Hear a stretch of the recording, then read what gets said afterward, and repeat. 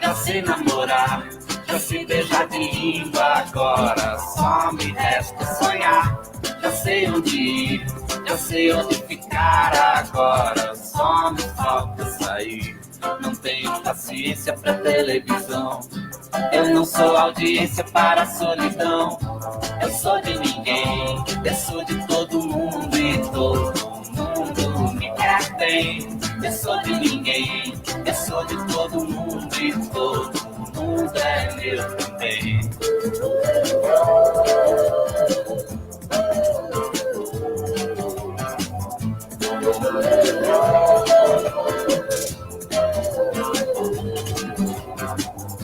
Já sei namorar, já sei chutar a bola, agora só me falta ganhar. Não tenho juiz, se você quer a vida em jogo, eu quero é ser feliz. Não tenho paciência pra televisão, eu não sou audiência para a solidão. Eu sou de ninguém, eu sou de todo mundo e todo mundo me quer bem. Eu sou de ninguém, eu sou de todo mundo e todo mundo é meu também. Tô te querendo como ninguém, tô te querendo como Deus quiser. Tô te querendo como eu te quero, tô te querendo como se quer. Tô te querendo como ninguém, tô te querendo como Deus quiser. Tô te querendo como eu te quero, tô te querendo como se quer.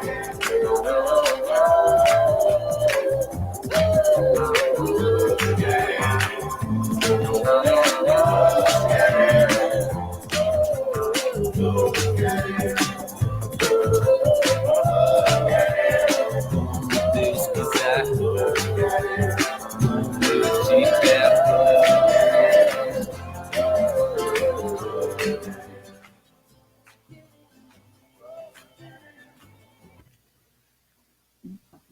Olá, mais uma quinta-feira, diretamente dos estúdios da Rádio Esteio News, com o programa Fala Conselheira. Aqui quem fala é Janaína Santos.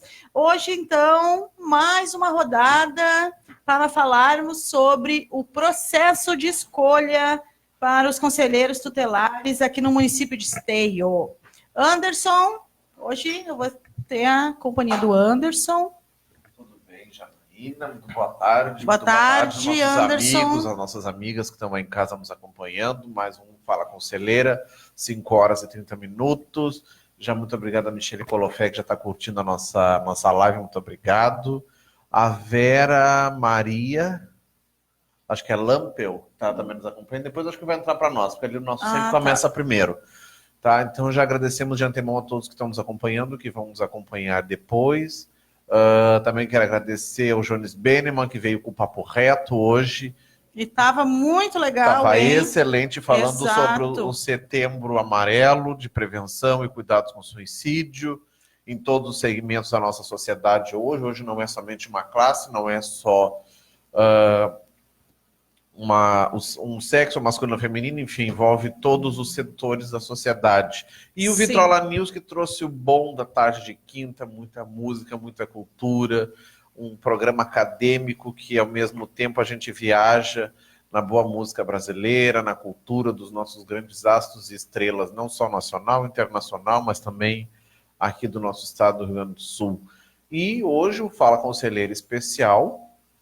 Teríamos a honra de ter mais uma candidata ao conselho, mas excepcionalmente não está presente aqui conosco. Hoje teríamos, então, a candidata apta ao processo de escolha, Jane Arseno, né, na qual justificou a sua ausência, né, devido a problemas de saúde na família. Então a Jane não poderá participar junto, né? Então está em aberto uma outra data, se a gente conseguir aí na grade, né? Poder então recebê-la para poder se apresentar para os nossos seguidores, para a nossa cidade e para todos que acompanham a rádio Esteio News, o programa Fala Conselheira. É um espaço que está em aberto, né? Que eu acredito que tem feito a diferença nesses longos 2 anos aí do programa Fala Conselheira, né? Contribuindo, então, com os direitos humanos de criança e adolescente, contribuindo, então, na construção e na defesa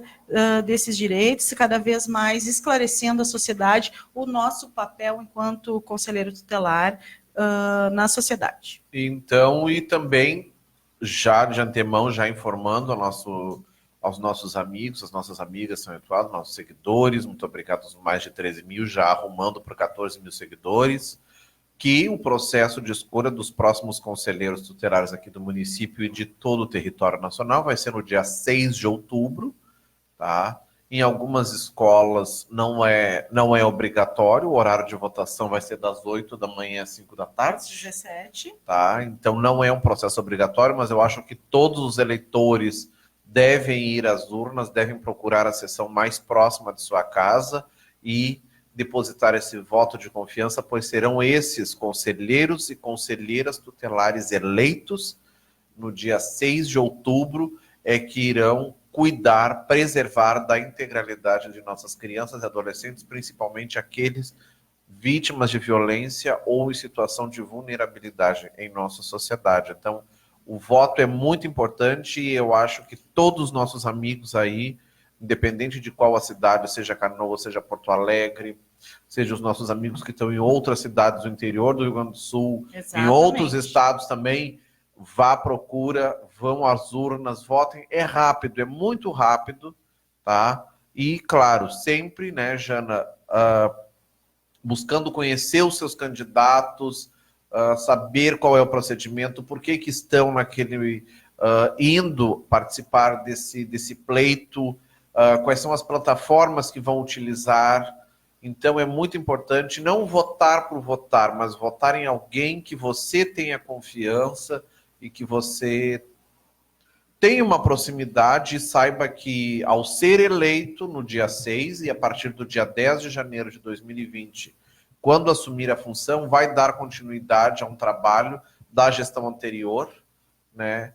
E vai manter o cuidado que devemos ter com nossas crianças. Esperamos que no próximo ano os conselheiros tutelares tenham menos trabalho do que foi nesses últimos 4 anos, no qual a Jana esteve à frente, junto com outras 4 colegas de trabalho. Aqui em Esteio, mas claro, respectiva conforme cada cidade, mas estamos situando aqui em Esteio. Tá? Então, todo o trabalho é válido e que a sociedade seja mais justa e não maltratem as nossas crianças, os nossos adolescentes e nem os nossos idosos.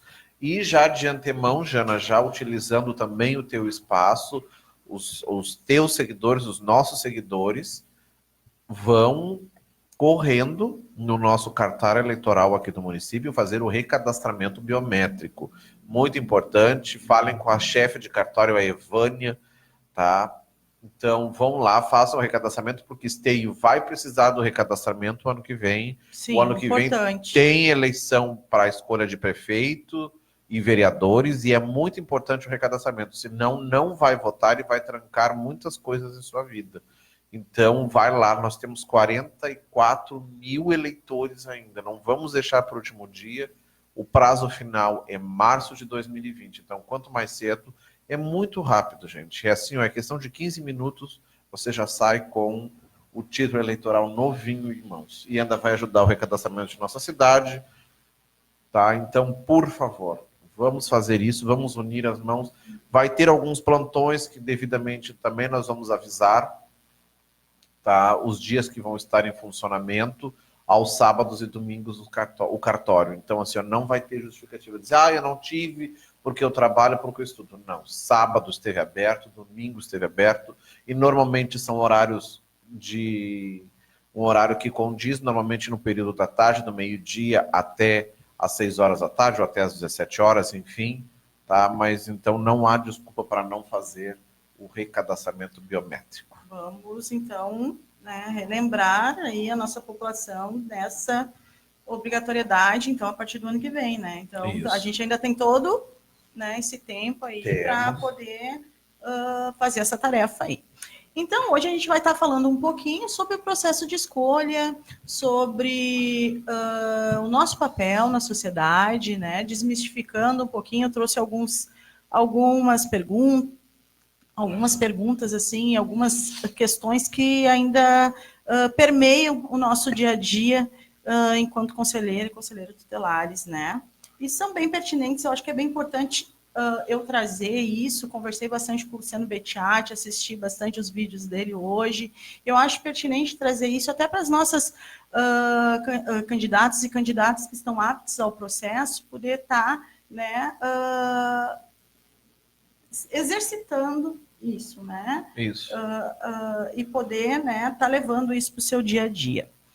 A nossa querida aqui tem uma pergunta, eu acho. A Vera Lúcia Albuquerque pergunta como proceder para ser mesário, o que deve fazer.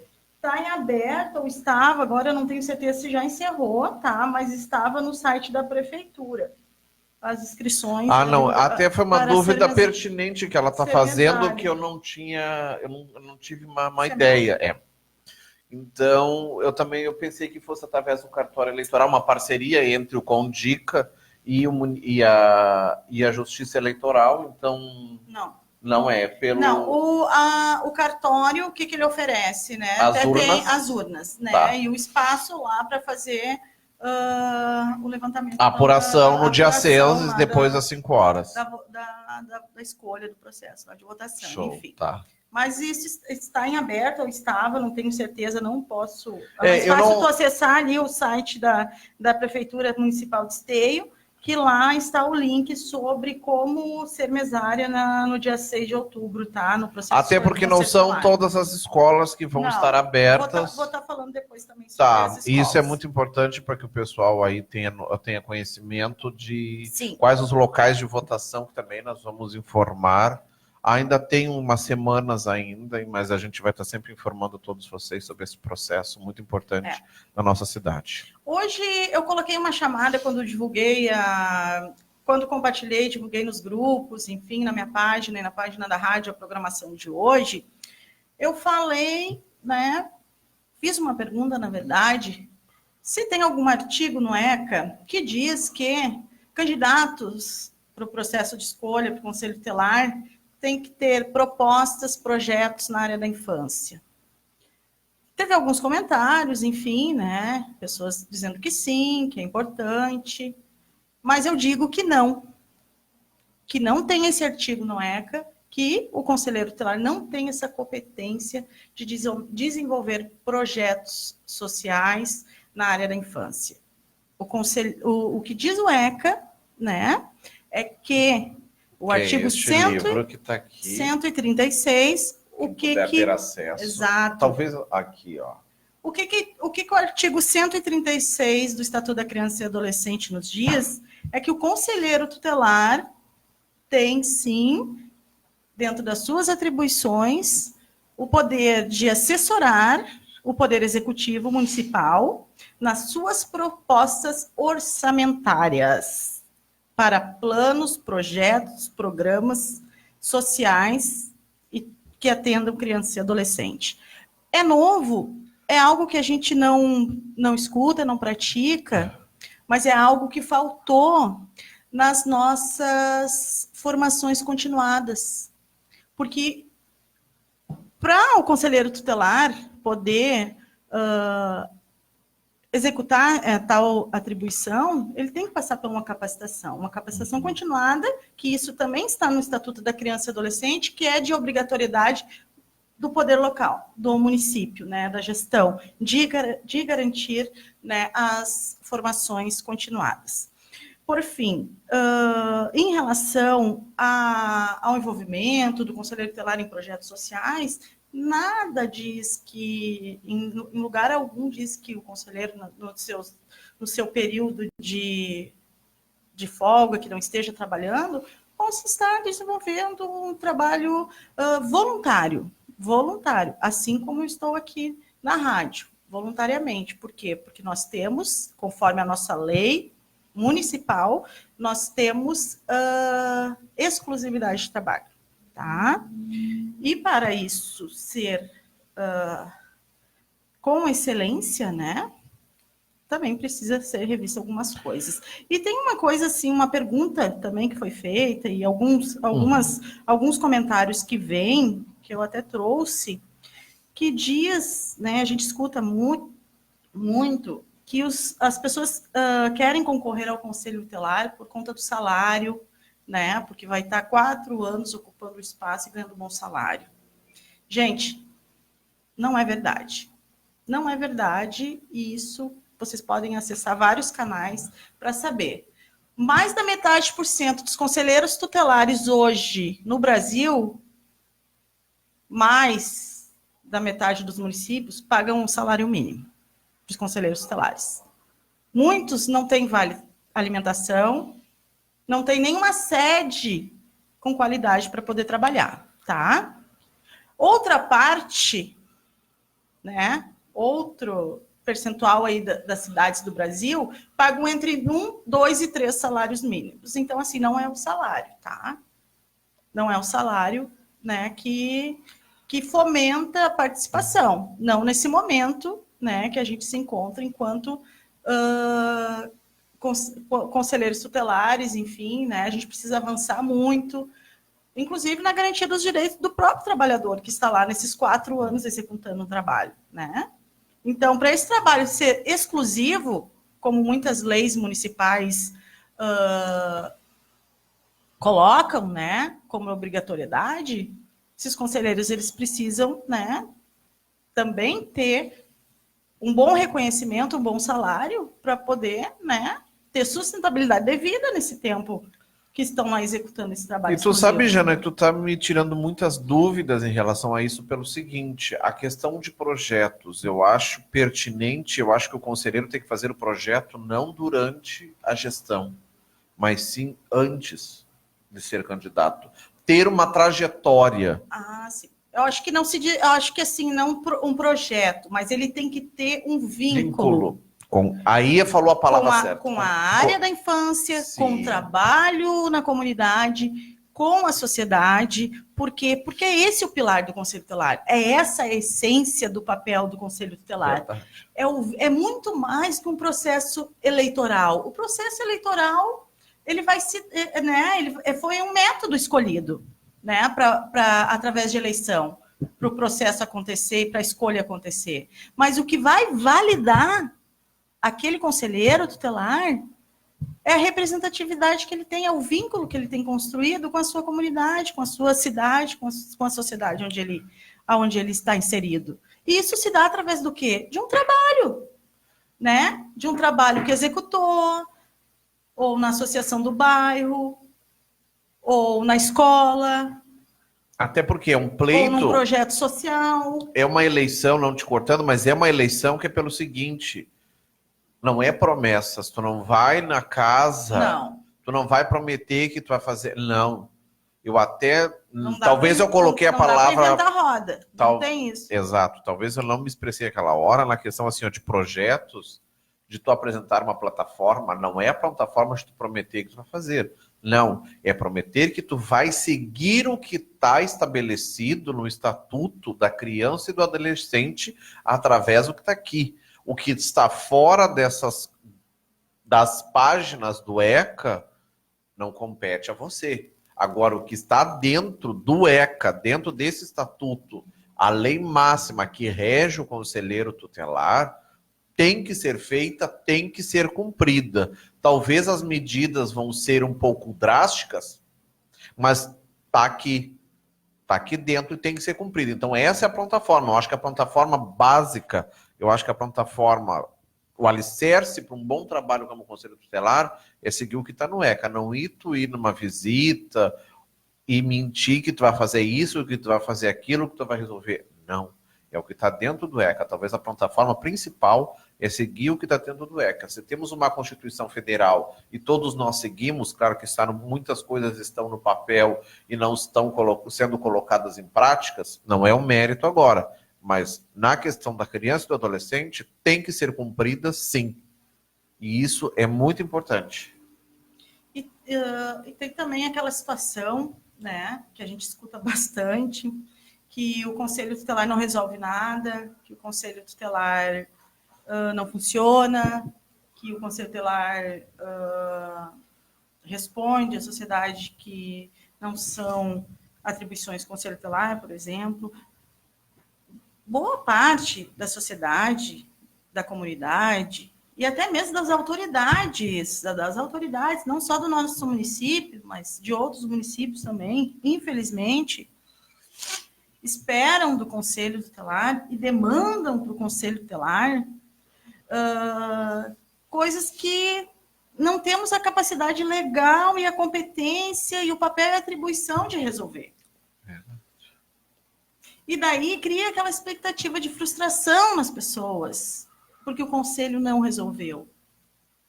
Mas é que não, a gente vai orientar. Nós não podemos resolver, mas você faz isso, aquilo, aquilo outro, procure o órgão tal, o órgão tal e o órgão tal.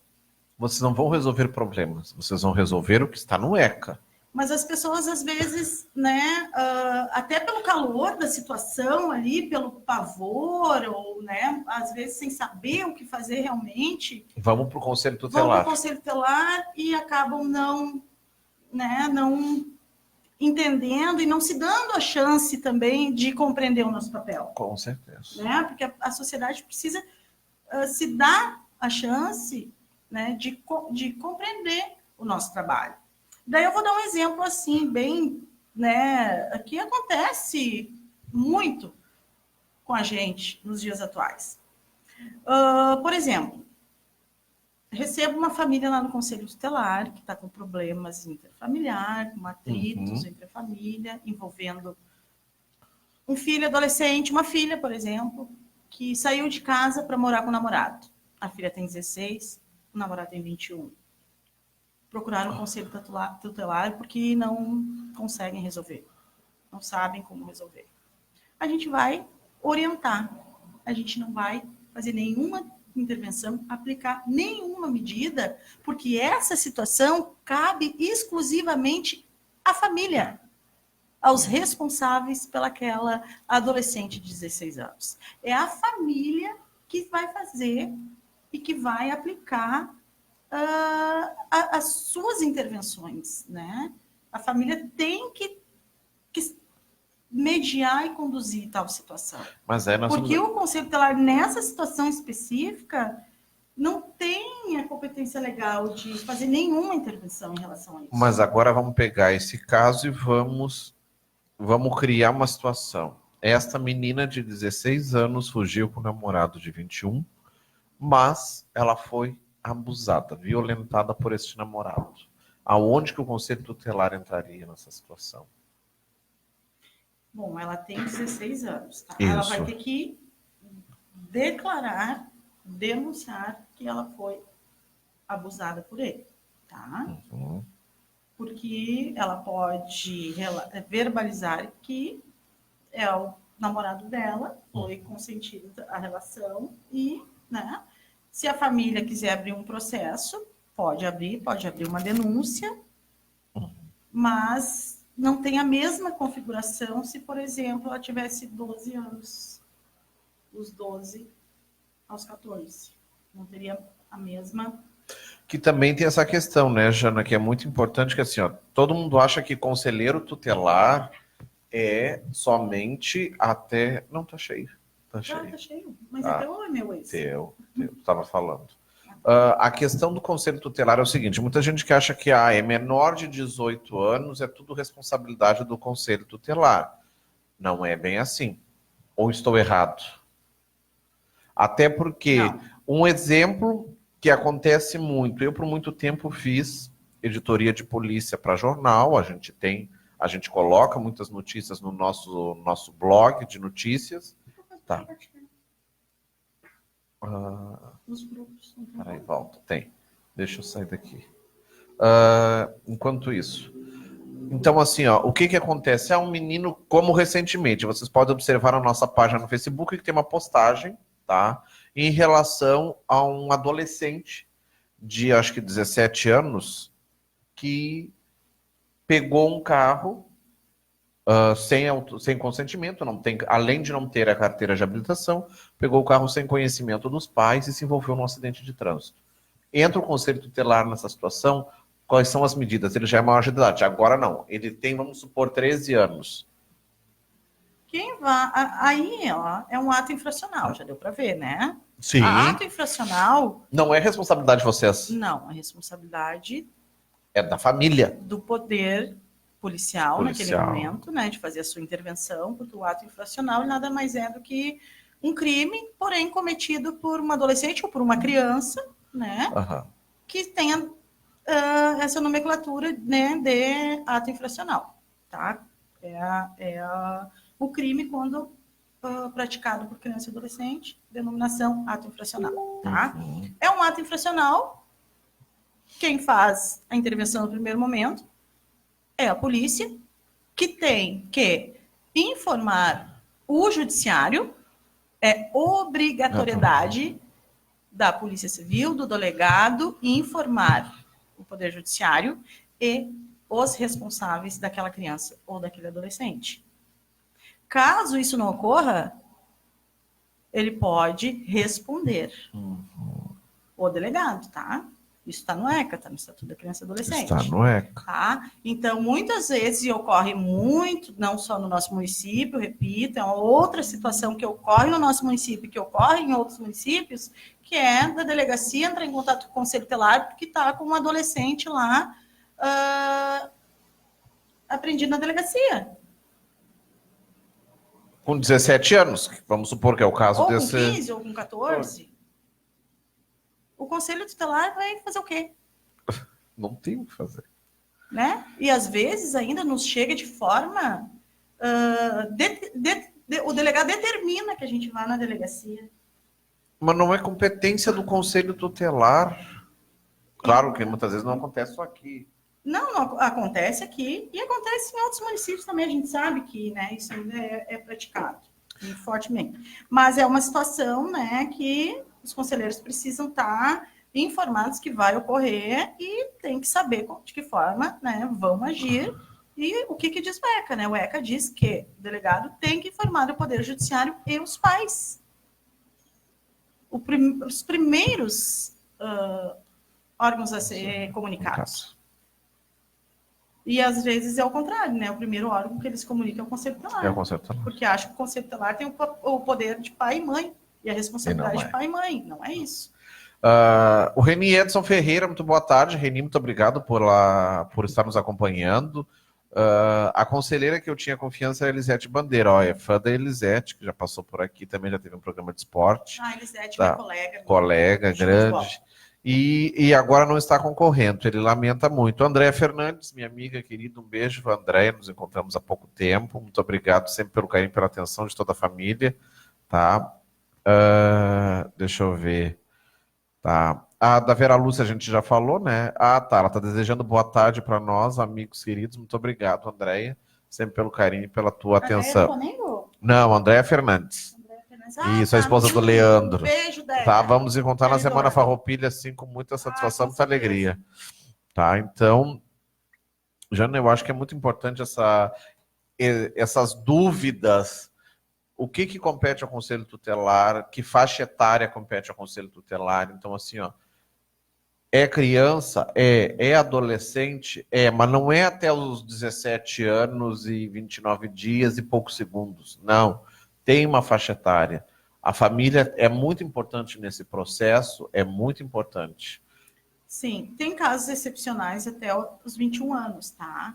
Mas isso se trata de acolhimento institucional, adolescentes que estão em acolhimento e que completaram a maioridade e que não conseguiram, né, se estabilizar, né, e se inserir na sociedade, então vão permanecer por mais um tempo institucionalizado, o Conselho Tutelar também faz esse acompanhamento, enfim, são casos bem específicos. Mas ainda sobre, em relação aqui à delegacia de polícia, o artigo 107 do Estatuto da Criança e Adolescente, candidatos e candidatas ao pleito. É praticamente uma bíblia que eles têm que lerem. Hoje é a aula aqui no programa, tá? Para vocês aí que estão aptos aí ao processo. Vamos lá. E dia 25 tem debate na Casa da Cultura Hip Hop. Já vão. Não é apresentar. afinando. Aqui nós estamos apresentando as propostas. Então, hoje, excepcionalmente, não veio a Jane Arsênio, por motivos particulares, mas os microfones vão estar abertos, o dia e o horário que ela quiser está disponível. Nós estamos aqui. Se a Janaína não puder, se não for de competência no horário dela, às quintas-feiras, às 5h30, a gente abre um precedente, não tem problema. A Jana vai estar interagindo conosco, se ela puder, claro, estar. E os microfones estão abertos. É a oportunidade de vocês apresentarem como foi a semana passada. A Cláudia viu que achou que era um bicho de sete cabeças que nós íamos colocar contra a parede. Não, foi um papo leve, um papo gostoso. É verdade. Que ela pôde falar do trabalho dela, mostrar o porquê que tem interesse em ser conselheira tutelar, o que ela pretende fazer de novo. Né? Então, está aí a proposta. Então, vocês estamos à disposição de vocês quando vocês quiserem. Exatamente. E sobre, então, em relação à delegacia de polícia, tá? O artigo 107 do Estatuto da Criança e Adolescente, ele é claro, tá? Delegado tem a obrigação de informar o Poder Judiciário e familiar diante de ato infracional, né? Caso, né, pode responder infração penal, né? Caso não informe, então. Independente se o delegado, se chegou uma situação de ato infracional leve, grave, médio, não importa. Não é só registrar que vai mandar o adolescente embora com conselho tutelar. Não. Tem que informar o judiciário. É o judiciário que vai dizer se é leve, grave ou não e aplicar as medidas necessárias, tá? Vamos ver, assim, outras coisas que é bem importante a gente estar trazendo, então, para os nossos candidatos e Enquanto que tu está aí, Jauri Machado, nosso escritor, nosso grande mestre, professor, enfim, uma pessoa acima de todos nós, está nos acompanhando, muito obrigado. Beijão, já. Tá. Querido, meu vizinho do coração. Vizinho da Jana. E também o nosso amigo da Cores lá, corredor, sempre vai ser corredor, nosso Paulo Henrique dos Santos, lá do Santo Inácio. Paulo, um trabalho magnífico que ele faz lá na comunidade, uma referência. E como e que referência o Paulo fez, muito pela nossa Associação de Corredores de Rua, de Esteio. Então... A gente não se fala, a gente não se vê, mas a gente acompanha, né, os trabalhos aí executados no município. Principalmente quando, né, se envolve criança e adolescente, a gente sabe que o Paulo faz um trabalho lá, né, no esporte, né, com adolescentes também. Muita pergunta pertinente, assim, né, eu trago hoje, também sobre o processo de escolha. Muitas pessoas comentam nos nossos posts, né, que não tinha que ser por escolha, pelo voto, tinha que ter uma prova, né, tinha que ser através de uma prova, né, de conhecimento. E teve? A prova de conhecimento também tem redação, enfim, foi um processo bem elaborado, né, nos últimos pleitos aí, mas eu acho que tem que haver as duas coisas, tá? Por quê? Porque se for só uma prova de conhecimento, uma redação, né, uma avaliação psicológica, vai ser um concurso público, com prazo de 4 anos, ponto. Perde a essência do conselho tutelar. Se perde o pilar, né, que fundamenta o papel do conselheiro tutelar, que é a participação popular, que é o vínculo popular, que é o vínculo com a comunidade, né? Então, eu acho que eu não sou favorável a somente a prova de conhecimento, enfim, como forma de escolha, né? Até porque, né, Jana, como é um pleito, é um processo eleitoral, isso também, para muitos, isso eu já ouvi, não é de agora, de outros momentos do Conselho Tutelar, que é o seguinte: então, por que os candidatos ao Executivo e ao Legislativo também não participam de prova seletiva? Será que talvez nós teríamos melhores candidatos, melhores vereadores, melhores deputados federais, senadores, estaduais? até quem sabe um presidente da República, governador. Exato. Eu acho que se vale para o conselheiro tutelar, eu acho que qualquer forma de tu entrar no órgão público, tu não tem que passar por uma prova.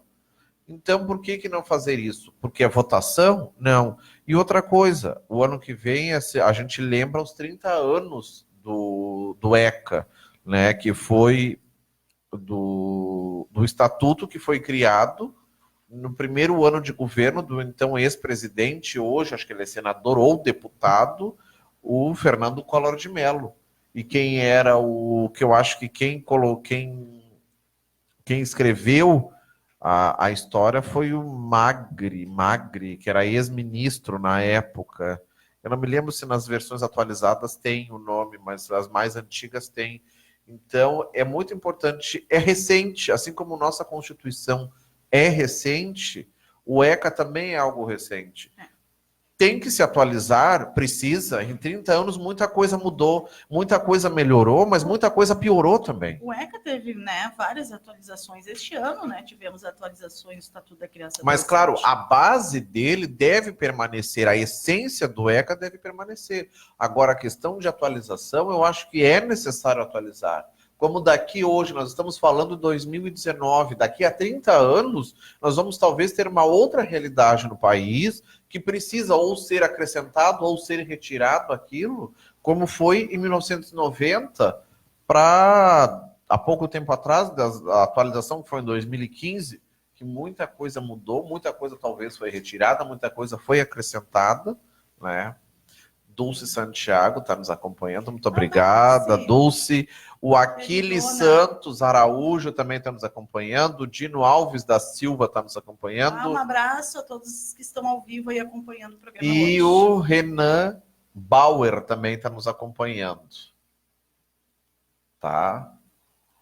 Se alguém está ligando, depois vai continuar a ligar, tá? Então a gente agradece de coração a todos isso aqui. O Fernando Carvalho também está nos acompanhando. Muito obrigado, Fernando, pela atenção e pelo carinho. Legal. Tá.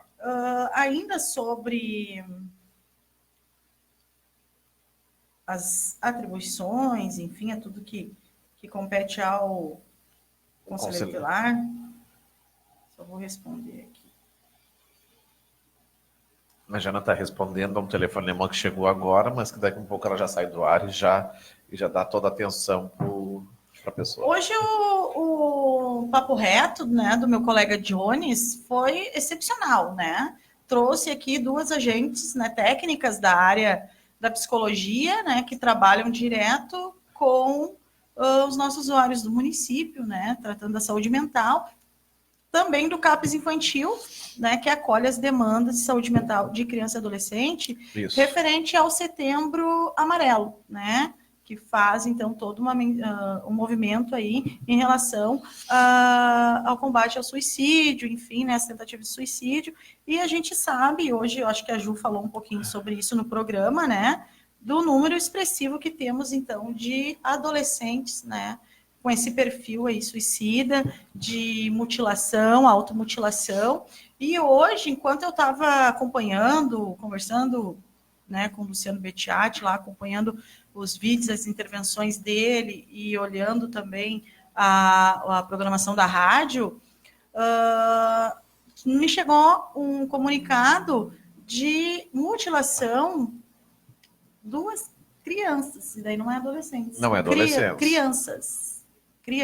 É muito perigoso. É perigoso. É novo, porque adolescente a gente está com um número expressivo, mas criança de 5, né, a 10, a gente não tinha nenhuma situação ainda. E hoje nos chegou, né, de uma escola, enfim, que acho que já foi referendado para o CAPES, se não foi, está sendo, né? Mas me chamou muita atenção e me deixou muito preocupada. Sem dúvida nenhuma. Muito preocupada mesmo.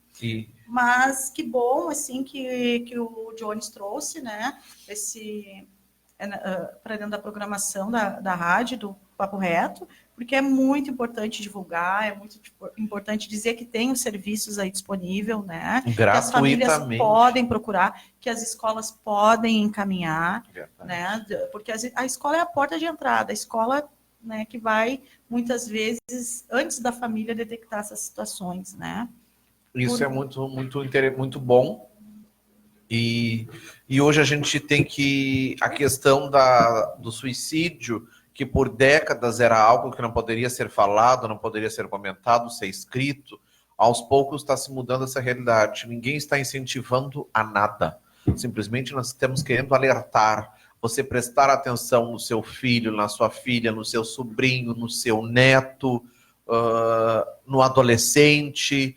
Também é um assunto pertinente que as meninas levantaram sucintamente, claro, e que num outro momento podemos explorar mais, na terceira idade também. Sim. Entendeu? Então, a questão do suicídio tem que ser levantada. A depressão é um dos passos para isso. O suicídio não é uma coisa que eu vou sair ali, vou cometer. Não, é algo que vem passo a passo, a cada dia. Tu vai mudando, tu vai tendo umas mudanças. Então, a gente tem que prestar atenção no próximo. Entendeu? Prestar atenção naqueles que nós amamos dentro de casa. Prestar atenção que o suicídio é uma coisa que pode trazer graves danos para dentro das famílias, tá? E os nossos adolescentes, então, mais ainda, que precisam de todo o carinho, toda a atenção, os pais têm que ficar em alerta, até por ser uma fase muito difícil na vida. É uma fase de transformações, de mudanças, de questionamentos. Sim, de descobertas. De incertezas, de insegurança. De muita pressão, que tu tem que estudar porque tu tem que fazer alguma coisa. A própria sociedade, né, como um todo, né? Então, tem que ficar atento. Nossos adolescentes aí precisam toda atenção e todo respeito. Tá? Sim, e todo cuidado e zelo. Né? Por isso estamos aqui. Tá. Bom. Deixa eu ver quem é que tá ali. Enquanto tu toma o teu chimarrão. A Paula Tati está nos acompanhando. Um abraço, Paula. Tá. Obrigada aí pela audiência. Vamos seguir compartilhando. A Anitta, o Gilson Lise, tá? O nosso amigo Gilson, que daqui a um pouco vem aí com o Grenal do Vale, tá? Então, sobre como é que foi ontem a dupla Grenal. Uma perdeu e a outra ganhou, faz parte do jogo. Tá dando boa tarde, baita programa top. Tá. Obrigada. A Dulce, oi, gente, que saudade. Nós também estamos com saudade. Verdade, Dulce. Mas eu sei que tu está resolvendo algumas questões aí, que logo vem muitas novidades boas por aí. E parabéns, hein? Sucesso. Vai ser, sucesso. E a Anitta Matos, nossa grande poetisa, escritora. Querida, um abraço para Matos. Olha, saudade das poesias. Tem que vir aqui uma hora. Sim, os guris, inclusive, do Resenha de Manos convidaram ela no ar para vir aqui falar um pouco do trabalho dela. Estamos te aguardando, tá, Helenita? Com as portas abertas, os microfones também, para além de falar sobre poesia, também de contar um pouco da tua linda trajetória que tens aqui na cidade. Jones Beneman está dando boa tarde. Boa tarde, tá? Jones. Já é boa tarde, já é quase noite, porque já é 6h10, já teve o nosso pôr do sol. Hoje, uma tarde fria aqui no nosso município de Esteio, né? Então, estamos aí, né? Agradecemos sempre, muitas vezes, o carinho e a atenção de vocês, os comentários, as curtidas, os elogios. Até vou ver quantos graus está aqui na rua, para a gente já... Vamos lá. Mais uma aqui, ó, para sinalizar, então, aí para os candidatos aptos ao processo. Quando encontramos, né, alguém encontra uma criança, visualiza uma criança comercializando no sinal, na rua, de porta em porta, ou em situação de mendicância, o que fazer, né? O que tem ocorrido muito, e não só por parte da população, inclusive por parte do próprio poder maior do município. Por muito tempo, realmente, o papel do Conselho Tutelar foi distorcido, né? Os conselhos tutelares cumpriam o papel que não era seu, não cumpriam o que está no ECA, né? Faziam o trabalho de outros setores, principalmente esse, tá? Porém, muitas vezes deixando de ser um órgão que trabalha na defesa e no zelo pelo direito, né? E se fazendo órgão executor, tá? E não é esse o nosso papel na sociedade, tá? Nós não somos órgão executor. Nós somos órgão que trabalha na defesa e no zelo, na garantia do direito. Em 2009, saiu uma tipificação dos serviços de assistência, né? Numa resolução 109, na resolução 109 de 2009, no Conselho Nacional de Assistência Social, que descreve a proteção social média, de média complexidade, dizendo que a abordagem social é realizada pelo CRES. Então, quando se tem situações de mendicância, criança e adolescente, ou vendas de mercadoria em sinal, na rua, ou em porta em porta, os serviços que executa tal intervenção é o serviço de abordagem do CRES, do Centro de Referência Especializado de Assistência Social. Tá? Isso está em resolução do Conselho Nacional, né, que está dentro de uma política, que é a política de assistência social. Tá? E caso não exista tal trabalho, né, tal equipe, caso essa política no seu município não esteja atuando como prevê, né, a lei, é sim caso, né, de apontar ao Ministério Público a falta dos serviços, tá? Porque trata-se, sim, de uma política pública, tá? De assistência social, que está dentro da política de assistência, que é, né, então, os serviços de abordagem tipificado como proteção social de média complexidade, tá? Então, o papel do Conselho, então, nesse contexto, em situações como essa, é, então, requisitar os serviços de abordagem do CRES, tá? Da política de assistência. E não executar tal tarefa, né? Não somos nós que temos o conhecimento técnico para realizar abordagens, mesmo com criança e adolescente.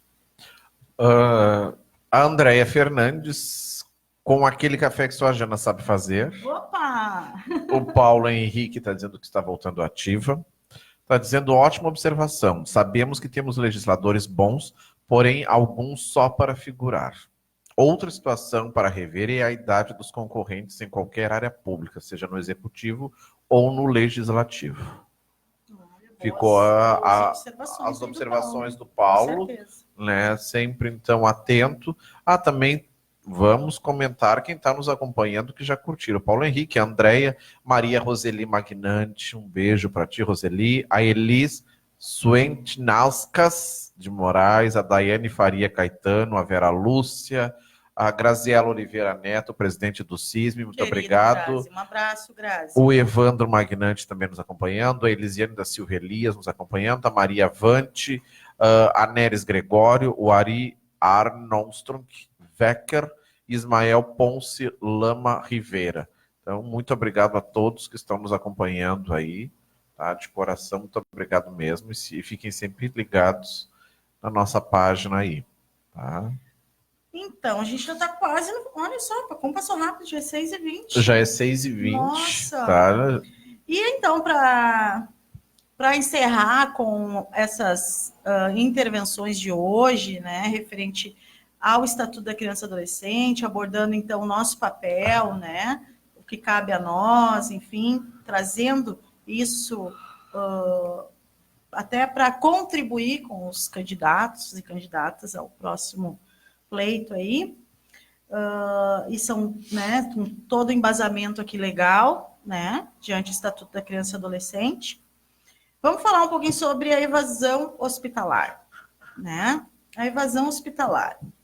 O que ocorre, né? Quando o Conselho Tutelar é acionado pelo hospital né, em caso de evasão hospitalar. Devemos fazer uma intervenção?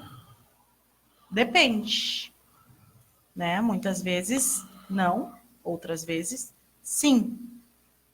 E sim, quando devemos sim fazer a intervenção e aplicar medidas, enfim, nos fazer presente diante da situação, né? E fazer as devidas intervenções enquanto conselho tutelar. Quando a evasão representa risco de vida para a criança, para o adolescente ou para o feto. Porque o estatuto também prevê a proteção ao feto em período gestacional, né? Então, quando... isso está no artigo 98, tá? Risco de vida. Quando prevê risco de vida. Aí sim, a gente atua, então, de forma efetiva, né? Enfim, nos chega a demanda, ou a gente vai até a residência, a gente retorna, né? Orienta a família a retornar, caso não queira, né? A gente faz isso via judicial, enfim, e aplica-se, então, as medidas necessárias, né? Para garantir, então, a saúde, né, da criança, adolescente, enfim, das partes envolvidas. Tá. Então, eu acho que ficou um programa, talvez alguns vão achar que é didático, mas não é nada didático, é até esclarecedor, para saber qual é a função do conselheiro tutelar, e eu acho que a gente nunca vai se cansar de bater nessa tecla, de falar da importância desse profissional no município, da importância do pleito, dia 6 de outubro, nas urnas, tá? Vamos a votar, não é uma eleição obrigatória, então busquem, vão tentar pesquisar os candidatos na sua cidade, para ver a procedência, se tem envolvimento com criança e adolescente, o trabalho realizado, enfim. A gente teve uma alteração de lei, né? Eu acho que isso é válido falar, né, Anderson? Teve todo um processo, né? Teve intervenção, teve envolvimento de outros setores, né, para tentar reverter tais alterações na lei, e realmente conseguimos, né? Tivemos êxito nas partes que não eram legais, né? Legais de fato, foi retirado da lei, como a carteira de habilitação, enfim, né? E o nível superior nas áreas específicas também não se entendeu como um critério legal, mas permaneceu o nível superior e é válido, né? Enfim. E eu acho que é o momento, né? Todos os candidatos e candidatas têm um nível superior, né? Tem um nível superior, então eu acho que está em aberto esse processo de conhecer esses candidatos, né? E através do conhecimento e, né, conhecer o poder exteriorizar para nós e para a sociedade nesses momentos aqui na rádio, ou no próprio debate que a Casa de Cultura do Hip Hop está propondo, né, ou nas formas de como eles estão divulgando, né, os seus currículos, enfim, é uma forma, né, de saber se mesmo com esse conhecimento técnico superior, né, que todos têm, estão aptos, né? Verdade. Estão aptos a executar esse papel. A Anitta Matos está dizendo aqui, está colocando para nós aí, eu vou ler, orientar as crianças em sala de aula com temas orientando onde buscar, telefonar, pedindo ajuda se maltratados em casa, na rua ou em outros lugares. Creio que assistentes sociais deveriam visitar mais as escolas, fazer palestras e orientar com temas em salas de aula aos adolescentes, com endereços e telefones, para assim poderem protegê-los. E a Simone Carvalho está nos acompanhando, e a Jocasta Nabar. Querida Jocasta, lá da Vila Esperança, um beijão. Tá. Para a Helenita, dizer que o seguinte, nós realizamos, sim, conselho tutelar, quando solicitado pelas escolas, a gente realiza, sim, esse trabalho de conscientização, de informação, para as escolas, para os professores e para os alunos. Então fica aí a dica. Levamos vários temas, inclusive, bem pertinentes para as escolas, para poder, então, fazer esse bate-papo aí com os professores e alunos. Então, estamos sempre à disposição das escolas, só nos chamar. Agradeço que eu estou saindo e a Jana vai dar a finaleira aí para vocês. Tchau. Então tá. Vamos lá. Passou muito rápido hoje, né? Já 18 horas e 30 minutos. Agradecer, então, mais uma vez a todos os nossos seguidores, ouvintes aí do programa Fala Conselheira. Dizer que quinta-feira que vem, então, nós vamos receber a... Quem é quinta-feira que vem? Vamos ver.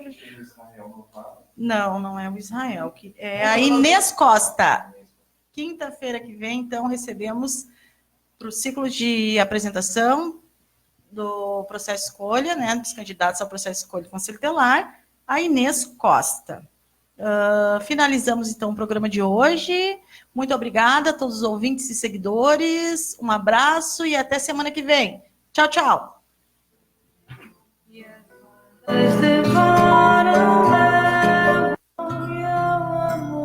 Já sei namorar, já sei beijar de língua, agora só me resta sonhar. Já sei onde ir, já sei onde ficar, agora só me falta sair. Não tenho paciência pra televisão, eu não sou audiência para a solidão. Eu sou de ninguém, eu sou de todo mundo e todo mundo me quer bem. Eu sou de ninguém, eu sou de todo mundo e todo mundo é meu também.